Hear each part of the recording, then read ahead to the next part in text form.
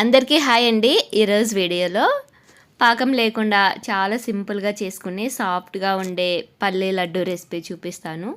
చాలా సింపుల్గా ప్రిపేర్ చేసుకోవచ్చు అండి. పాకం కూడా అవసరం లేదు.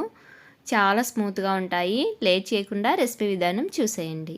ఈ రెసిపీ కోసం ముందుగా స్టవ్ మీద ఒక పాన్ పెట్టుకొని అందులోకి 2 కప్పుల వరకు పల్లీలు వేసుకొని దోరగా వేయించుకోవాలి. పల్లీల్ని సిమ్ ఫ్లేమ్లోనే వేయించుకుంటేనే లోపల వరకు ఈవెన్గా వేగుతాయి. పల్లీలు కూడా చాలా టేస్టీగా ఉంటాయండి ఇలా వేయించుకోవడం వల్ల. పల్లీలే కాదు, ఇలా ఏమన్నా వేయించుకున్నప్పుడు సిమ్ ఫ్లేమ్లో వేయించుకుంటేనే బెటర్గా ఉంటాయి. మాడిపోకుండా లోపల వరకు ఈవెన్గా వేగుతాయి అన్నమాట ఇలా వేయించుకోవడం వల్ల.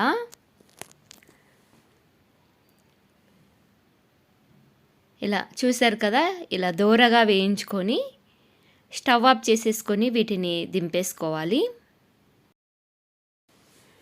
వీటిని ఒక ప్లేట్లోకి వేసేసుకొని పూర్తిగా చల్లారనివ్వాలి. చల్లారాక తీసుకుంటే పొట్టు నీట్గా వస్తుంది. మీకు పొట్టు తీయడం ఇష్టం లేకపోతే అలాగే వేసేసుకోండి. లేదు పొట్టు ఇష్టం లేదనుకుంటే చల్లారాక ఇలా అన్నీ ఇలా నలిపేసుకొని చాటలో వేసుకొని చెరిగితే మంచిగా ఇలా వస్తాయన్నమాట పొట్టు లేకుండా. వీటిని మిక్సీ జార్లోకి వేసుకోవాలి. ఫస్ట్ వీటిని మెత్తగా గ్రైండ్ చేసుకోవాలి ఇలాగా. ఈ పౌడర్ని ఒక ప్లేట్లోకి తీసేసుకోండి.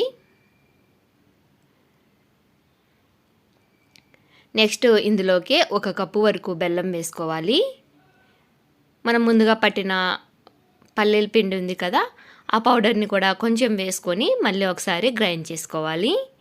ఇలా మొత్తం గ్రైండ్ చేసుకున్న తర్వాత ఆ ప్లేట్లోకి వేసేసుకోవాలి.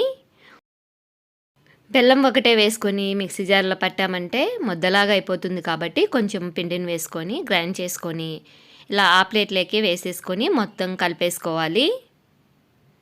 2 కప్పుల పల్లీలకు 1 కప్పు బెల్లం అయితే కరెక్ట్గా సరిపోతుందండి. ఇలా బాగా కలిపేసుకున్నాక మనకు నచ్చిన సైజులో లడ్డూలా చుట్టుకోవడమే. ఎన్ని రోజులున్నా చెడిపోవు. సాఫ్ట్గా చాలా టేస్టీగా ఉంటాయి. చేసుకోవడం చూశారు కదా ఎంత ఈజీగా చేసుకోవచ్చో.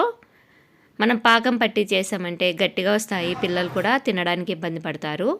ఇలా అయితే వాళ్ళు కూడా ఇష్టంగా తింటారు. రెసిపీ నచ్చితే like and share and subscribe. Thanks for watching.